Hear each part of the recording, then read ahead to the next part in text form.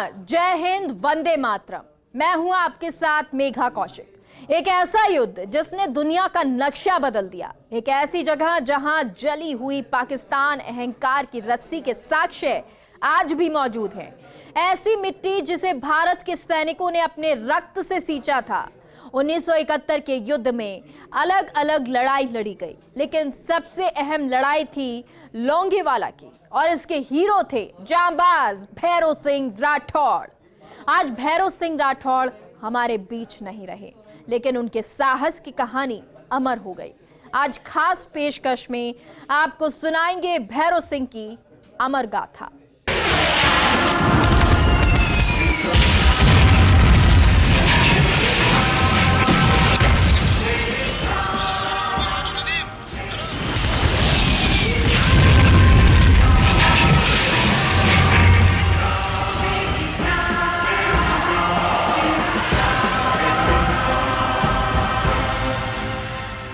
पाकिस्तान का घमंड खंड खंड करने वाली ये विजय गाथा दिलों में जोश भरती है, हिंदुस्तान के शौर्य को रेखांकित करती है, भारत की क्षमताओं से देश के दुश्मनों को परिचित कराती है।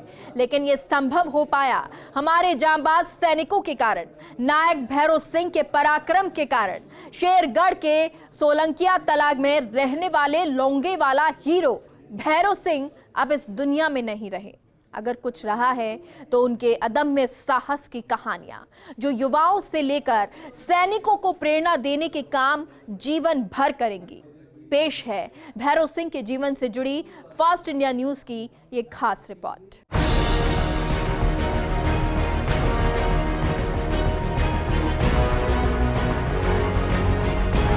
लोंगेवाला के नायकों के अदम्य साहस की कहानी जब सुनाई जाती है तो 5 दशकों बाद भी जोश से भुजाएं फड़क उठती हैं। उनकी गाथा जब गाई जाती है तो भारतीय रणबांकुरों का पराक्रम ताजा हो जाता है। वीर सपूतों के सम्मान में मस्तक झुक जाते हैं। उनके वीरता की कहानी अमर हो जाती है।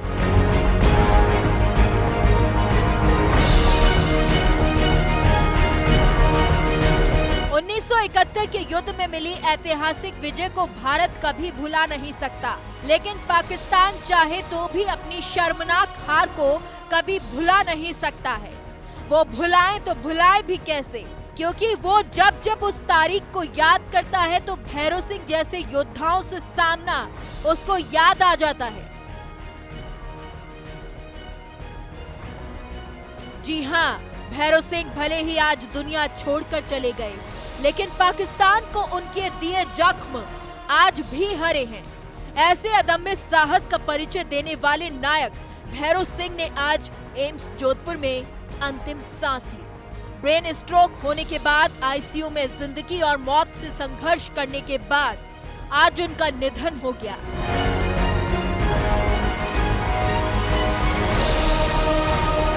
उनके निधन पर पूरा देश गमगीन हो गया। जोधपुर सहित पूरे राजस्थान में शोक की लहर छा गई। बीएसएफ के जवान और अधिकारियों ने एम्स अस्पताल पहुंचकर श्रद्धांजलि अर्पित की।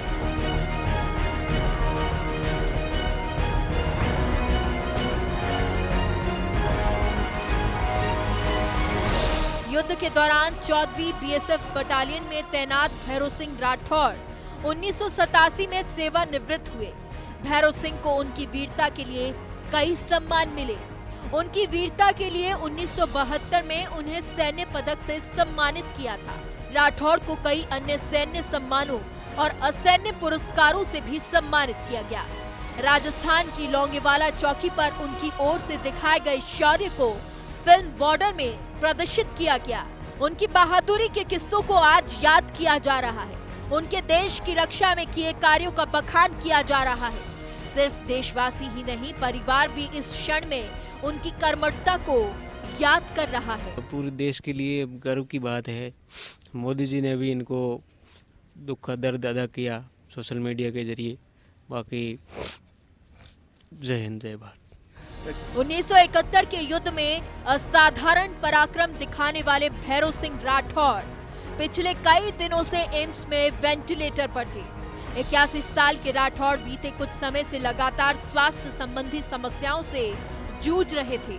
खुद देश के प्रधान सेवक उनके स्वास्थ्य की जानकारी ले रहे थे। भैरव सिंह के शीघ्र स्वस्थ होने की कामना भी कर रहे थे, लेकिन भैरव सिंह आज दुनिया को अलविदा कह गए। Bureau report, fast India news. यह युद्ध भारत ने शुरू नहीं किया था, लेकिन खत्म भारत ने ही किया, और वो भी अपनी शर्तों पर। भारत ने जो जवाबी हमला बोला, उसकी पाकिस्तान ने कल्पना भी नहीं की थी। लोंगेवाला में तो पाकिस्तान ने सोचा ही नहीं था कि 120 सैनिक पाकिस्तान के नापाक अरमानों को मिट्टी में मिला देंगे। भैरव सिंह जैसे सैनिक उसे ऐसे गहरे घाव देंगे जो कभी भर भी नहीं पाएंगे। देखिए ये रिपोर्ट।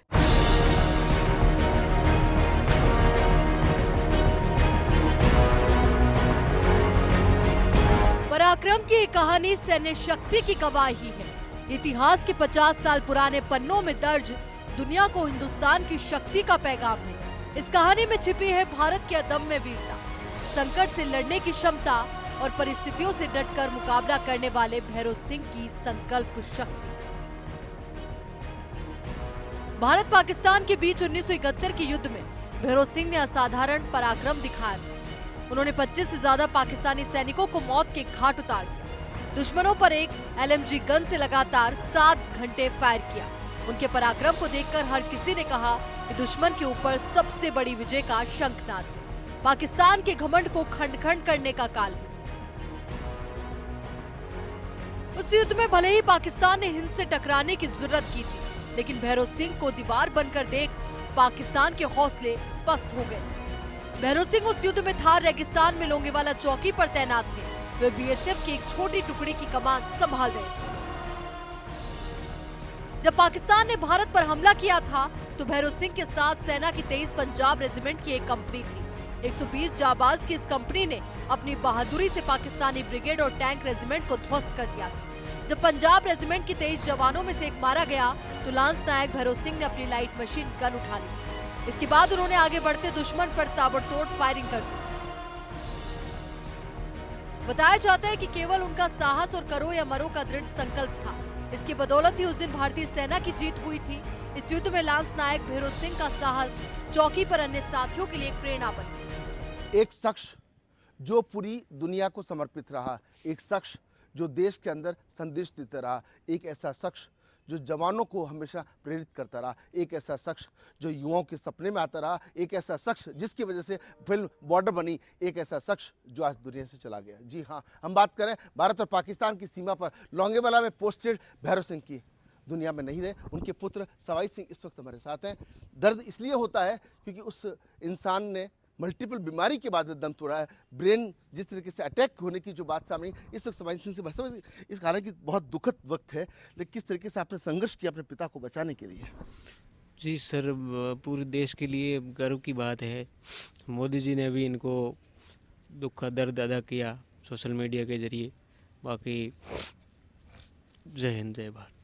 छोटे सिंह जी, आप उस गांव से कितना बड़ा नाम जो भैरव सिंह का रहा? भैरव सिंह का नाम, हम उनका नाम लेके गौरव महसूस करते हैं। हमारे युवाओं के लिए और सैनिकों के लिए एक आदर्श थे, और उनका नाम लेते हम आज इमोशनल हो रहे हैं, लेकिन एक गौरव भी महसूस करते हैं कि आज हमारा पूरे विश्व में नाम था, और इनके आदर्श देकर और भी युवा सैनिक बजाने के लिए तत्पर रहेंगे। एक शख्स ने अपना जीवन भारत और पाकिस्तान की वो सीमा जहाँ पे अदृश्य साहस का परिचय दिया, और वहाँ जिस तरीके से अपने आप को हमेशा लोगों को प्रेरणा का केंद्र बने, हमेशा याद किए जाते रहेंगे। सोमन सिंह गहलोत के साथ राजीव गौर, first India news, Jodhpur.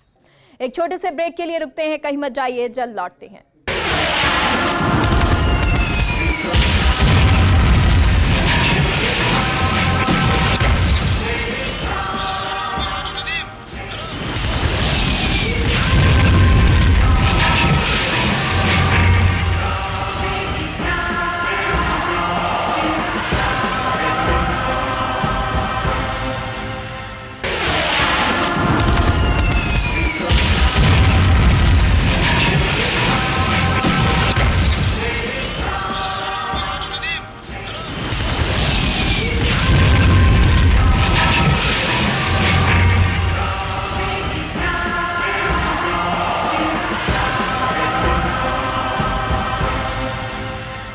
Break के बाद एक बार फिर से आप सभी का स्वागत है।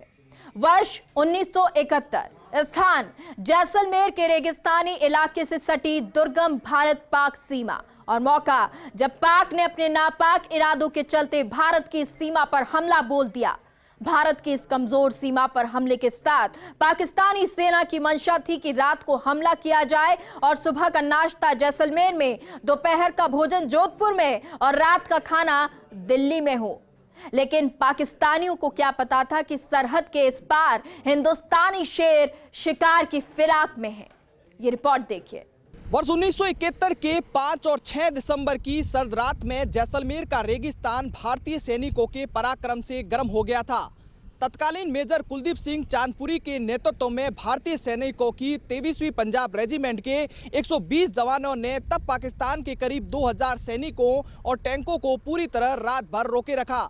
जैसलमेर से करीब 120 किलोमीटर दूर लोंगेवाला पोस्ट पर आज भी 50 साल पहले की 4 और 5 दिसंबर की उस दरमियानी रात के मंजर को महसूस किया जा सकता है। वहां खड़े पाकिस्तान के टैंक आपको भारतीय सपूतों की वीरता की कहानी बताते हैं। 5 दिसंबर की वो रात जब पाकिस्तानी सेना की टैंक रेजिमेंट और हथियारों से सुसज्जित सेना ने पश्चिम में जैसलमेर से लगती सीमा पर हमला बोला था। पाकिस्तानियों को अंदाजा तक नहीं था कि वे जिस लड़ाई को आसान समझकर आगे बढ़ रहे हैं, वहां उनका सामना पंजाब रेजिमेंट के शेरों से होने वाला है। पोस्ट पर पंजाब रेजिमेंट के केवल 120 जवान ही तैनात थे और उनके पास इनसे निपटने के लिए हथियार भी सीमित ही थे, लेकिन हौसले बुलंद थे। जब 638 से क्रॉस किया उन्होंने तो हमारी पेट्रोल ने हमारे को बताया कि आपके ऊपर अटैक आ रहा है, आर्मड रेजिमेंट है, उसके साथ काफ़ी इन्फेंट्री है। तो वो हमारे सामने जो कब्रिस्तान था गटारू साइड में, वहाँ से उनका ब्रिगेड पूरा जो पहले सबसे पहले आर्मड ब्रिगेड था आगे, वो आकर ठीक 4-3 बजे आकर इधर डिप्लाई हो गया आगे हमारे पूरे के पूरे टैंक। उसके बाद 4:30 बजे तो उन्होंने हमारे ऊपर, हमारी गाड़ियाँ 2 खड़ी थी, हमारी बैरक थी, 2-3 लंगर था, उन्होंने वो उड़ा दिया। उसके बाद हमने भी फायर शुरू कर दिया, 81 मोटर का फायर किया, RCL का फायर किया। तो उन्होंने क्या टैंक जो है इस एरिया में, इस पूरे में खिंडने शुरू हो गए। जब वो हेलीपैड साइड में ग्राउंड में टैंक चले गए, कुछ टैंक दूसरी राइट साइड में बॉर्डर की साइड में चले गए हमारी तरफ, तो काफ़ी उन्होंने मतलब इधर हमारे हौसले तो जितने जवानों के बुलंद थे, जो हमारा ट्रुप था वो भी हमारे को भी हौसला था, हमारे भी गुरु का उसमें जोश था कि देश सेवा बर्म यह शुभ कर्म ते कब हूँ न डरूँ, ना डरूँ और सो जब जाए लरूँ, निश्चय कर अपनी जीत करूँ, सूरा सो पहचानिए जो लड़े दीन के हेत, पुरजा पुरजा कट मरे कबू न शादे खेत। तो हमारे ट्रुप में पूरा जोश था। 23वीं पंजाब रेजिमेंट के 120 सिपाहियों की टोली ने पाकिस्तानी सेना के 2 से 3 हजार फौजियों को धूल चटा दी थी। शायद आपको जानकारी हो कि 1971 की भारत पाकिस्तान लड़ाई का मुख्य फोकस था सीमा का पूर्वी हिस्सा। पश्चिमी हिस्से की निगरानी सिर्फ इसलिए की जा रही थी ताकि पाकिस्तानी सेना इस इलाके पर कब्जा करके भारत सरकार को पूर्वी सीमा पर समझौते के लिए मजबूर ना कर दे। 1971 में नवंबर महीने के आखिरी हफ्ते में सेना ने पूर्वी पाकिस्तान के सिलहट जिले के अटग्राम में पाकिस्तानी सीमा पोस्टों और संचार केंद्रों पर जोरदार हमला कर दिया था। मुक्ति वाहिनी ने भी इसी दौरान जेसूर पर हमला कर दिया था। पाकिस्तानी सरकार इन हमलों से घबरा गई क्योंकि तय हो चुका था कि पूर्वी पाकिस्तान अब सुरक्षित नहीं रहा।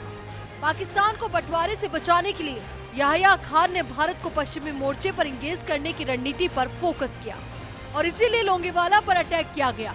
उन दिनों लोंगेवाला पोस्ट पर 23वीं पंजाब रेजिमेंट तैनात थी, जिसके मुखिया थे मेजर KS चांदपुरी। बाकी बटालियन यहां से 17 किलोमीटर उत्तर पूर्व में साधेवाल में तैनात थी। जैसे 3 दिसंबर को पाकिस्तानी वायुसेना ने भारत पर हमला किया, मेजर चांदपुरी ने लेफ्टिनेंट धर्मवीर के नेतृत्व में 20 फौजियों की टोली को बाउंड्री पिलर 638 की हिफाजत के लिए गश्त लगाने भेज दिया। ये पिलर भारत पाकिस्तान की अंतर्राष्ट्रीय सीमा पर लगा हुआ था। इसी गश्त ने पाकिस्तानी सेना की मौजूदगी को सबसे पहले पहचाना था। अंधेरा घिर आने पर पाकिस्तान टैंकों ने लोंगेवाला पोस्ट को घेर लिया। भारतीय सेना की जवाबी कार्रवाई इतनी दमदार थी कि पाकिस्तानी सेना कुछ दूरी पर जाकर रुक गई। चांदपुरी के नेतृत्व में चंद जवानों ने पाकिस्तान के हजारों जवानों के हौसले पस्त कर दिए थे।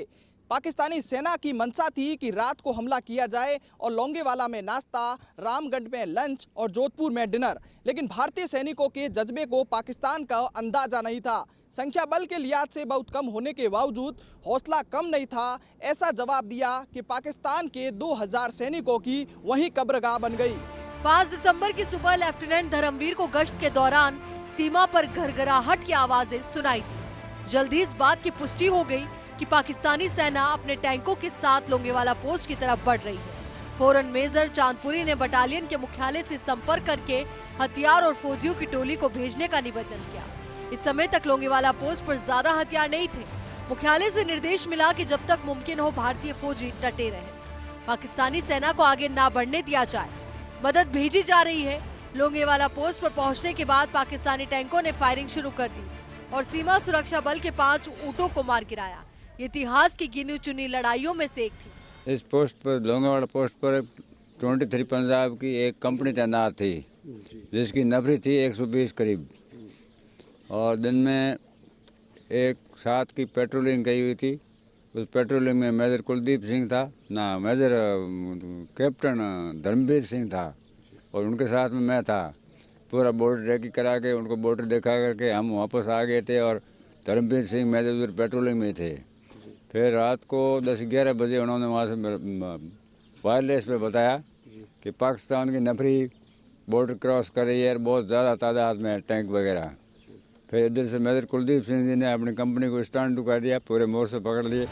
इस दौरान भारतीय फौजियों ने पाकिस्तान के 60 में से 2 टैंकों को उड़ाने में कामयाबी हासिल कर ली। संख्या और हथियारों में पीछे होने के बावजूद भारतीय सिपाहियों ने हिम्मत नहीं हारी। सवेरा हो गया लेकिन पाकिस्तानी सेना लोंगेवाला पोस्ट पर कब्जा नहीं कर सकी। भारतीय वायुसेना के होकर हंटर एयरक्राफ्ट में नाइट विजन उपकरण नहीं लगे थे, इसलिए दिन का उजाला होने तक वायुसेना हमला नहीं कर सकती थी।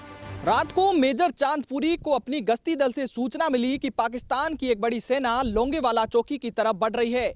मेजर चांदपुरी ने अपने कमांडिंग ऑफिसर को संदेश भेजकर मदद मांगी, लेकिन सुबह से पहले भारतीय वायुसेना को मदद भेजना संभव नहीं था, क्योंकि उस समय हमारी वायुसेना के पास लड़ाकू जहाजों में रात में हमला करने की क्षमता नहीं थी। रात भर 120 बहादुर भारतीय सैनिकों ने पाक फौज को खून के आंसू रुलाए। अगले दिन सुबह उनकी मदद के लिए वायुसेना के विमान पहुंच गए और वायुसेना ने पाकिस्तानी टैंकों को और सैनिकों पर जमकर कहर ढाया। बहरहाल दोपहर तक भारतीय हवाई हमले ने पाकिस्तानी सेना के 40 टैंकों और 100 गाड़ियों को तबाह कर दिया और उसकी कमर तोड़। इस बीच थल सेना की मदद भी आ पहुंची और पाकिस्तान को यहाँ से पीछे हटना पड़ा। रात को करीब हम 12 के बजे मोर्चे में चले गए। सभी आदमी जैसे हमारे को ऑर्डर मिला है हम मोर्चे में चले गए और गोलियां चलाते रहे, जितना हमारा तो हथियार था चलाते रहे। करीब 5:45 बजे जहाज आए और उन्होंने हमारे देखा भी इधर है आदमी, और चांदपुरी साहब ने बोला हमारे टैंक नहीं है, टैंक बर्बाद करो। उन्होंने पास टैंक बर्बाद किए, 2-4 हमारे पास ही कोई 50 गज पर टैंक बर्बाद किए। उनका दिल टूटा, हौली हौली पीछे जाने पड़े। इधर से 15 किलोमीटर बॉर्डर पीछे है, 15 किलोमीटर पीछे, उसका भी 15 किलोमीटर पीछे, 30 किलोमीटर तक पाकिस्तान को छोड़ के आए। एयरफोर्स 2 जहाज जाते थे, 2 आते थे। हम मोर्चे इसको पोस्ट को छोड़ेंगे नहीं, इधर जहाँ तो शहीद होंगे जहाँ जीतेंगे। चांदपुरी साहब ने बोला था कि अगर मैं भागूँ तो मेरे बेशक गोली लगा दो, हमने इधर लड़ करके मरना है। हम उसे जकारे लगाते रहे, बोले सो ने हल्के शोर डालते रहे। उनको ऐसे भुलेखा लगा कि इनकी फौज इधर बहुत है जो भागी नहीं इसमें, तो हम अपने जो हमारे पास हथियार से फायर करते रहे, जकारे लगाते रहे। उस टाइम के लेफ्टिनेंट अभी कर्नल धर्मवीर साहब, मैं उनका वायरलेस ऑपरेटर था। हमारे पास सेट थी AN/PSC 25। जैसे इंदिरा गांधी का रात को 3 बजे 3 दिसंबर को इमरजेंसी डिक्लेयर हुई, तो धर्मवीर साहब के नेतृत्व में 26 आदमी की पेट्रोल जो है पिलर नंबर 638 के लिए शाम को 4 बजे रवाना होगी 4 तारीख। तो जैसे ही हम लोग वहाँ पर पहुँचे तो रात के 9-10 बजे करीब महसूस हुआ कि हमारी तरफ जो है दुश्मन का जो है टैंकों का एडवांस आ रहा है। तो हमने धर्मवीर साहब को बताया कि साहब ऐसे आज दिन तक तो यहाँ कोई हरकत हुई नहीं है। फ्लाइट लेफ्टिनेंट DK दास और फ्लैग ऑफिसर RC कोसाई अपने विमान को काफी कम ऊंचाई पर लेकर आए और पाकिस्तान के T-59 टैंकों पर निशाना साधा। अब लड़ाई भारतीय वायुसेना और पाकिस्तान तोपखाने के बीच थी। हमारे हवाई जाबाज पाकिस्तानी टैंकों को ध्वस्त कर रहे थे, पर पाकिस्तानी सेना लोंगेवाला की ओर बढ़ती चली जा रही थी। एक के बाद एक भारतीय वायुसेना के विमान उड़ान भर रहे थे और हमले कर रहे थे। आखिरकार 5 और 6 दिसंबर को लगातार हमले करने के बाद भारतीय वायुसेना ने पाकिस्तानी सेना को पीछे हटने पर मजबूर ही कर दिया कि 4 दिसंबर सांझरी बजी जे पूरी 8 पाक मुजाहिद लाविया सैफी टैंकों 60 आदि भवानी अंबिका गढ़ तनोटरी राय दुश्मन डोरो दमन कर सूरी कर साय पच्छम धररा बौकड़ा मर धरतीरा वीर 8 पहर चौकस उबार जो तोड़ोड़ा तीर सीमारा रक्षक उबार जो लोवेरी भीत मर जावे पण ना हटे ए बीरोरी रीत लौंगे वालो तड़ो प्रबल पच्छम धर्री सीम रण बंका रुखवाड़ तान भारत बुरा भीम 4 दिसंबर सांझरी बजी जे पूरी 8 पाक मुजाहिद लाविया सैफी टैंकों 60। देश के पश्चिमी सीमा के निगहबान जैसलमेर जिले की पाकिस्तान से सटी सीमा बना ये तनोट माता मंदिर अपने आप में अद्भुत मंदिर है। सीमा पर बना ये मंदिर श्रद्धालुओं की आस्था के केंद्र के साथ साथ भारत पाक के 65 व 71 के युद्ध का मूक गवाह भी है। ये माता के चमत्कार ही है जो आज इसे श्रद्धालुओं और सेना के दिलों में विशेष स्थान दिलाए हुए हैं। थार के रेगिस्तान में जैसलमेर जिले की लोंगेवाली चौकी पर मिली हार को पाक सेना कभी भूल नहीं पाएगी। इस चौकी पर कब्जा जमाने के प्रयास से पाक सेना को अपने 34 टैंक सैकड़ों वाहनों के साथ हाथ धोना पड़ा। इसके बावजूद चौकी पर कब्जा नहीं जमा सकी। दूसरे विश्व युद्ध के बाद दुनिया में यह पहला अवसर था जब किसी सेना को एक रात में इतनी बड़ी संख्या में अपने टैंक गंवाने पड़े। बहुत कम संख्या और लगभग हथियार विहीन होने की विपरीत परिस्थितियों में भी भारतीय सैनिकों ने दुश्मन को अपनी पीठ नहीं दिखाई। वो मैदान जंग में पूरी रात डटे रहे, तब जाकर उनकी मदद से सुबह वायुसेना आ गई और इतनी देर में दुश्मनों को उल्टे पैर भागने को मजबूर कर दिया। फिलहाल के लिए हमारे खास प्रोग्राम में इतना ही। आप देखते रहिए फर्स्ट इंडिया न्यूज। जय हिंद।